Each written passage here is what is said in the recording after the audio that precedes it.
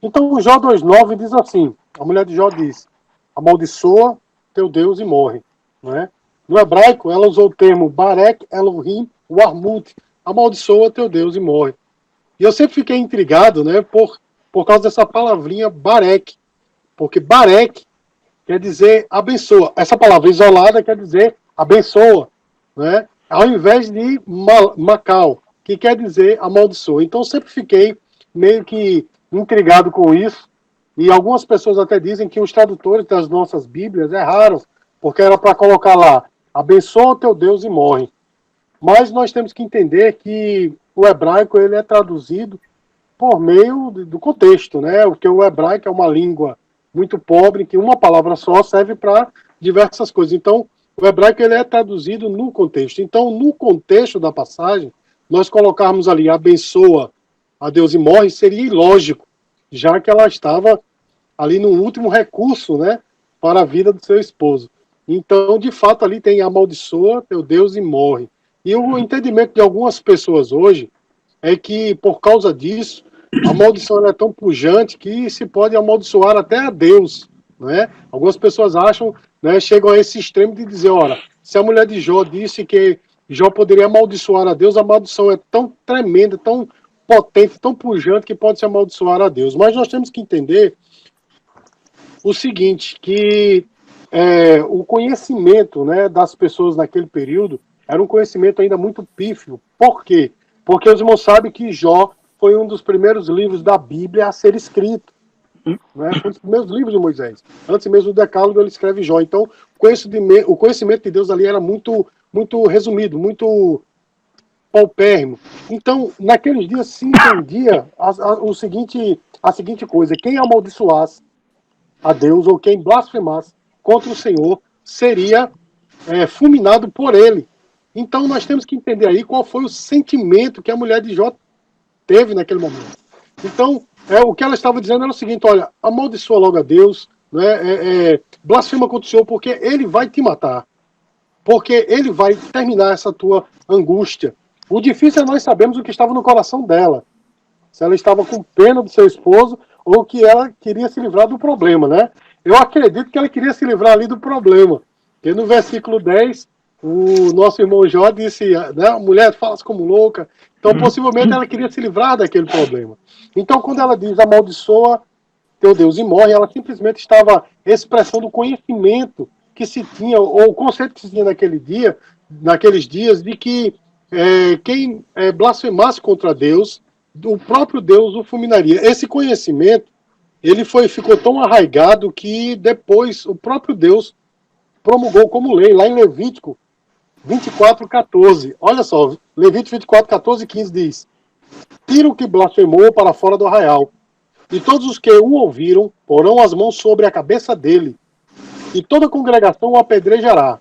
Dirás aos filhos de Israel: qualquer que amaldiçoar o seu Deus, levará sobre si o seu pecado. Então, o que ela estava dizendo, resumindo, dizendo para o seu esposo era: blasfema contra Deus que ele vai te matar, para encerrar o seu sofrimento, certo?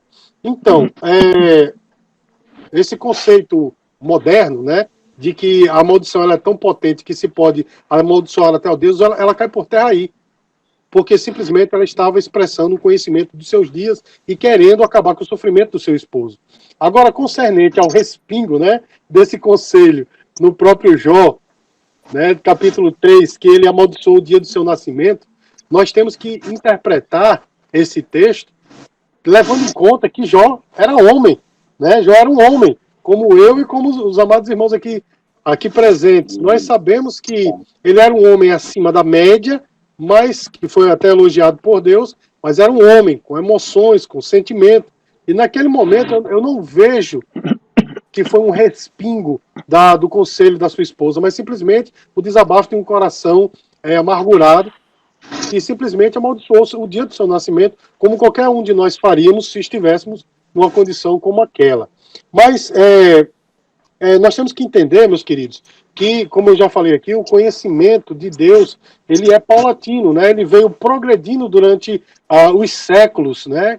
E nós, como intérpretes da palavra de Deus, temos que levar em conta essa verdade, né? Quer dizer, nós não podemos pegar coisas do Velho Testamento principalmente do Pentateuco, né, e dos livros do Velho Testamento, interpretar de uma forma como nós interpretaríamos hoje em dia. Porque nós temos que levar em consideração o contexto histórico, cultural e o contexto linguístico também. Então, o nosso objetivo como intérprete da palavra é saber o que os leitores originais entenderam para daí fazer a interpretação para poder aplicar para os dias de hoje. Resumindo, a mulher de Jó não teve poder sobre ele para que o seu conselho respingasse nele e que ele amaldiçoasse de alguma forma o dia do seu nascimento. Agora, meus queridos, eu quero fazer umas considerações que talvez vá de encontro ao que alguns já disseram aí. Porque esse movimento de quebra de maldição ou de maldição hereditária é um movimento relativamente novo. Porque ele é um movimento que ele iniciou-se lá nas décadas de 50 e 60 com homens como T.L. Osborne, Kenneth Copeland, Kenneth Hagin e William Sec Kenyon, né? Essa turma aí começou a pregar esse tipo de doutrina, né? E que incidiu, inclusive, aqui nos anos 70, mais ou menos em 1977, Edir Macedo, quando fundou a Igreja Universal, trouxesse todo esse arcabouço, né, teológico para a igreja que está aí, né, neopentecostal, que acabou invadindo o mundo inteiro. Agora, essa doutrina ela veio ter o ímpeto apenas dos anos 80, que foi quando os pregadores começaram a disseminar, não apenas pelo Brasil, mas pelo mundo inteiro, porque eles beberam da fonte desses teólogos, como T.L. Osborne, Kenneth Hagin e outros dessa mesma linha. E aí eu fico a perguntar, e a igreja do passado, que não tinha esse conhecimento elevado que esses camaradas dizem ter, né, sobre quebra de maldição e etc. Como é que a igreja sobreviveu até então? Não é? Porque justamente, meu irmão, isso, meus amados e queridos, isso foi uma interpretação dada a alguns textos da palavra que acabaram culminando nisso tudo, certo? E eu comparo, veja só, eu comparo os proponentes dessa teologia, né, de quebra de maldição com os feiticeiros.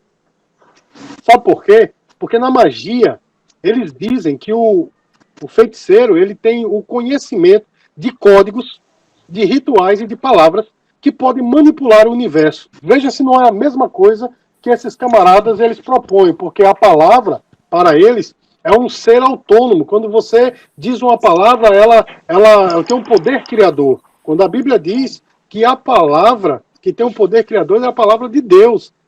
Deus é o único que tem o poder criador da palavra. Então, veja só, como foi citado aí, né? A boca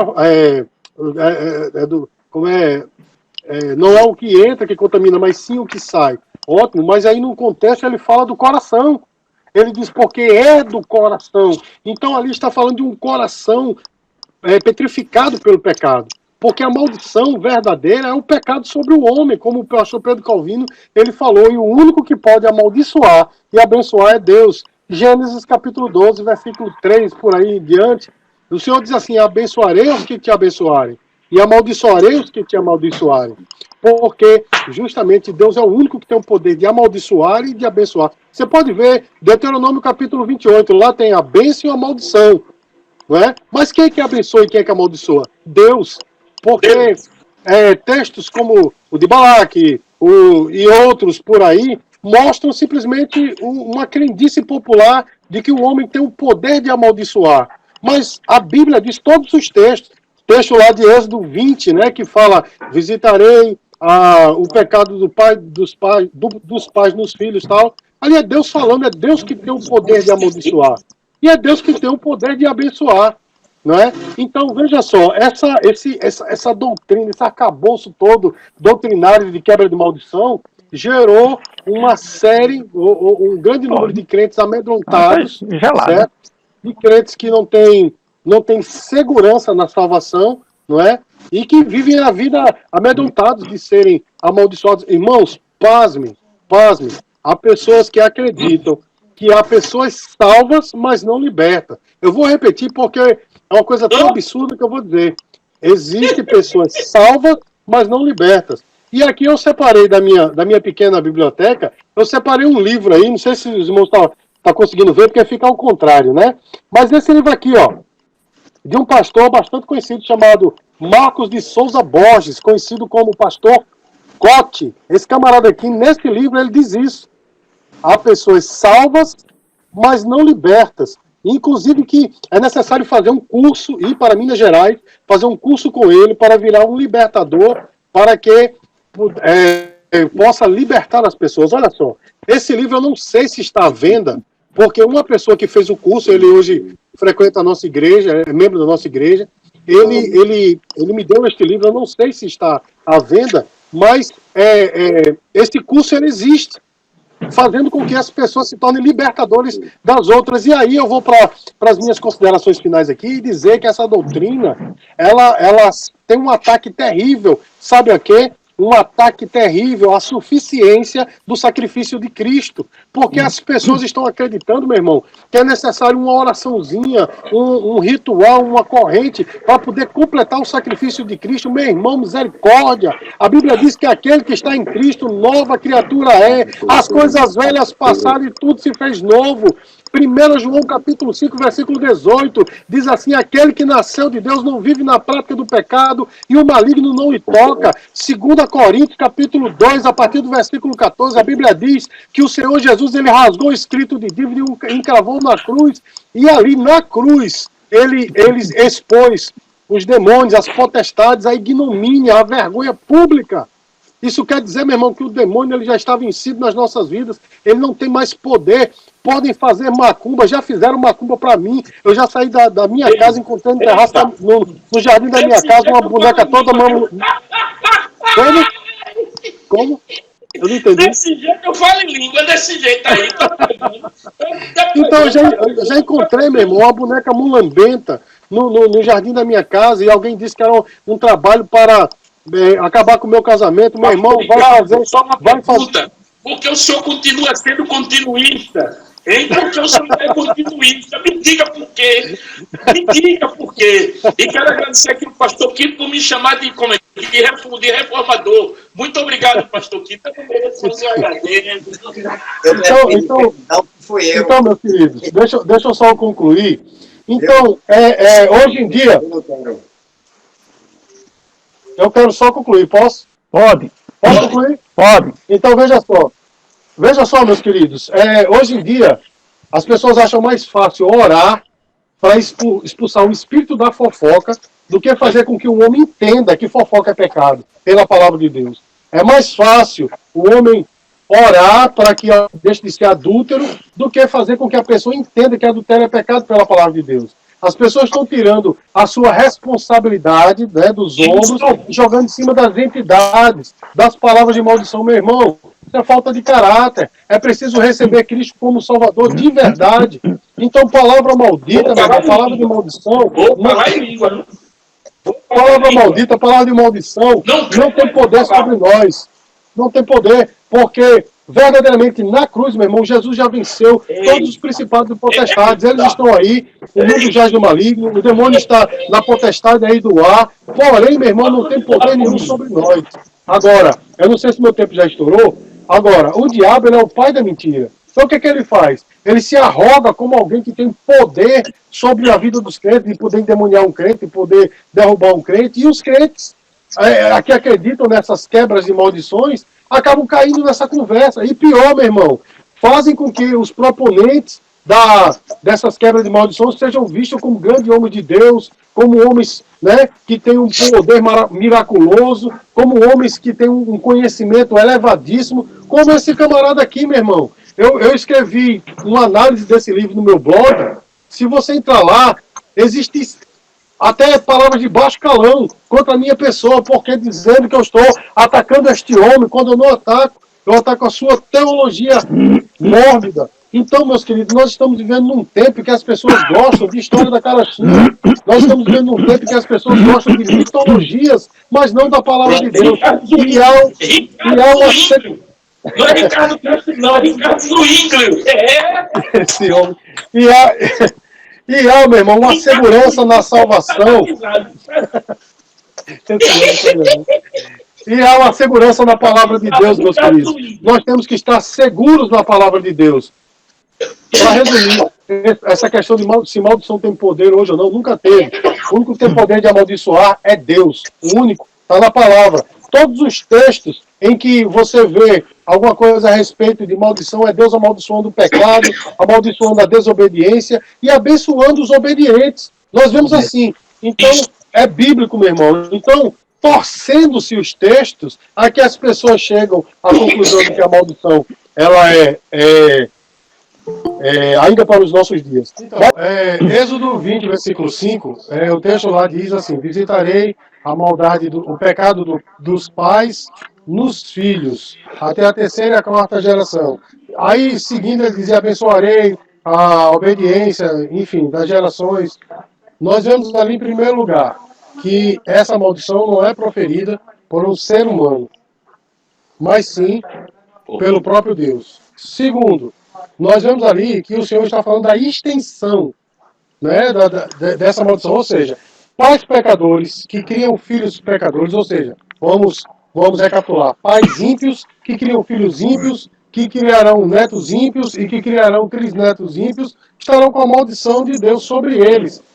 Mas aí não tem nada a ver com maldição hereditária ou com o poder da palavra. Ali está falando da extensão do castigo de Deus enquanto a pessoa desobedece a Deus. Pai, filho, neto, trisneto estarão amaldiçoados. Continuando o mesmo texto, se você ver, ele diz assim: mas abençoarei aqueles que forem obedientes. E aí ele fala da extensão da bênção. Ou seja, a partir do momento que o homem desobedece a Deus, ele está amaldiçoado. A partir do momento que o homem desobedece a Deus, ele está amaldiçoado porque o poder do pecado está sobre ele. A partir do momento que ele obedece a Deus, né, o sacrifício de Cristo já o limpou, já lhe deu um banho de regeneração, e a bênção de Deus está sobre ele na primeira, segunda, terceira, quarta, quinta, e assim sucessivamente. Certo? Agora, deixa eu só fazer aqui uma parte na palavra aí, na pergunta anterior. Veja só. Tem um caso da minha família, certo? Não é bem minha família, é a família da minha esposa. Ela tem um sobrinho em que o pai dizia todos os dias para ele: eu te amaldiçoo. Todos os dias eu te amaldiçoo. Dizia todos os dias: eu te amaldiçoo. E eu ficava: meu Deus do céu, como é que um pai diz isso com o filho?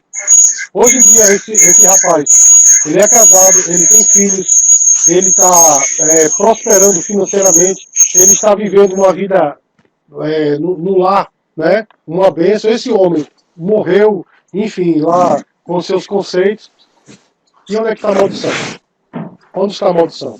Eu digo uma coisa: palavras ditas por uma pessoa como um pai a um filho tem um poder, mas, lógico, um poder psicológico, um poder de autoridade, porque um pai dizer para o filho: você não é ninguém, você não vai ser ninguém na vida. Isso pode acontecer duas coisas: ou essa pessoa se transformar num dos piores seres humanos da Terra, ou essa palavra fazer com que isso seja uma mola propulsora para que o cara seja totalmente o contrário. Eu tenho pessoas aqui na igreja que aconteceram o mesmo. Os pais rejeitaram, falaram, e são homens e mulheres de Deus que estão aqui conosco. Então, a palavra de maldição, essa teoria, ela é muito esdrúxula. Por quê? Vou dizer para os irmãos. Vou perguntar para os pastores. A palavra aberta assim, ó. Sim. Tem alguém com o microfone aberto. 91. Ela tem algum poder? Ela tem algum poder? Não, meu irmão. A palavra aberta, assim, no instante, nada mais é do que um livro aberto. Certo? Todos nós sabemos disso. Não tem o poder de converter ninguém, de abençoar ninguém. A gente sabe que não. Se não ler e seguir o que está aqui, não tem poder nenhum. Mas se eu pego esta garrafa, certo? E digo assim: essa garrafa foi amaldiçoada, e coloco na casa de alguém que crê nesse tipo de teoria, tudo que acontecer de errado vai dizer é por causa da garrafa. Então o que é que vai acontecer? A garrafa tem mais poder do que a palavra de Deus aberta. Vocês estão entendendo, meu irmão, como é que funciona a mente de quem crê nessas teorias? Meu irmão, misericórdia. Quando a Bíblia fala, certo? Não há um texto dizendo que um homem abriu a boca e amaldiçoou o outro, e o outro morreu por um poder criativo. Não há um texto assim. Há textos, por exemplo, como foi citado, de Eliseu, o de Elias, aliás, né? Quando ele falou e os jovens foram amaldiçoados, a maldição de Deus caiu porque brincaram com o homem de Deus. Mas um poder criador, certo? Que realmente destruiu, não. Ou quando a Bíblia fala de não amaldiçoeis, ela está tratando do coração da pessoa que amaldiçoa. Por quê? Justamente pelo fato de que quem profere a maldição, não é que a maldição vai ter um poder criador, como criam os assírios, que quando o homem fala, junto com a fala, vai a alma. Não é nada disso. É que o coração do homem, quando ele amaldiçoa o outro, o coração do homem, ele está corrompido. Ele se enegrece. E é justamente por isso que a Bíblia, o Senhor, tanto no Velho quanto no Novo Testamento, diz não amaldiçoe, porque está tentando tratar o coração do homem. Mas não existe um texto que prove isso. Quando Balaque levou, me perdoe, quando Balaque levou Balaão lá para o monte para abençoar Israel, em lugar nenhum ali diz que Balaão realmente tinha poder de amaldiçoar Israel, porque Deus já tinha abençoado. Então, aquilo ali era simplesmente a crença pagã de Balaque, fazendo com que o homem acreditasse que Balaão poderia amaldiçoar. Entendeu? Então não há um texto que diga assim, que há um poder criador na palavra que possa amaldiçoar e abençoar. E o que eu acho interessante é que as pessoas que creem nessa questão de maldição, elas sempre falam o seguinte: olha, se você chamar alguém de maldito, de miserável, ou de outras palavras de baixo calão que foram faladas aí, a pessoa vai ser um maldito, miserável, vai morrer. E quando a gente faz o contrário, quando a gente diz, olha, você vai ser rico, eu criei meus filhos dizendo, vocês vão ser ricos, muito dinheiro, vocês vão ser, olhem, vocês vão comprar o mundo, e até agora não aconteceu, né? Interessante que a gente vê como é que é. Você pode chegar diante de um carro e a pessoa diz assim, o carro bateu, pronto, é a maldição. Mas se eu disser o carro é abençoado, nunca vai faltar combustível, ele vai faltar. Não, mas o carro é abençoado, ele nunca vai bater o motor, bate o motor. Mas o carro é abençoado, nunca vai furar o pneu, vai furar o pneu. Interessante que a maldição, ela é sempre mais poderosa do que a bênção. E o que nós estamos vendo aí é a ressurreição de uma doutrina do século VI, uma heresia do século VI, de um bispo chamado Mani, não é, que criou o maniqueísmo, influenciado pelo gnosticismo e pelo dualismo persa. Ele disse que Deus e o diabo lutam cosmicamente como dois poderes autônomos e poderosos da mesma forma. E quem combateu esse camarada foi justamente Agostinho de Hipona, o bispo da África do Sul, da África. Ele combateu e a igreja acabou rechaçando isso como heresia. E nós estamos vendo realmente a ressurreição dessa doutrina. Por quê? O que nós estamos vendo são os homens dando poder ao diabo e aos próprios homens mais do que a Deus. Porque, meu irmão, se uma pessoa tem o poder de dizer ao outro, ou questão do olho gordo, só avisando os irmãos que eu tenho 2 olhos gordos, viu, irmão? Então, logo os 2. Então, se você diz assim para um homem, você é amaldiçoado, a pessoa vai ser amaldiçoada, meu irmão, que poder terrível a gente está entregando na mão dos homens. Esse poder é poder. O poder da palavra criativa só quem tem é Deus. Tem até índios, meu irmão, que falam disso, né? Fala e determine que será criado, meu irmão. Heresia terrível, porque o único que tem o poder criador é antibíblico. O poder criador só quem tem é Deus.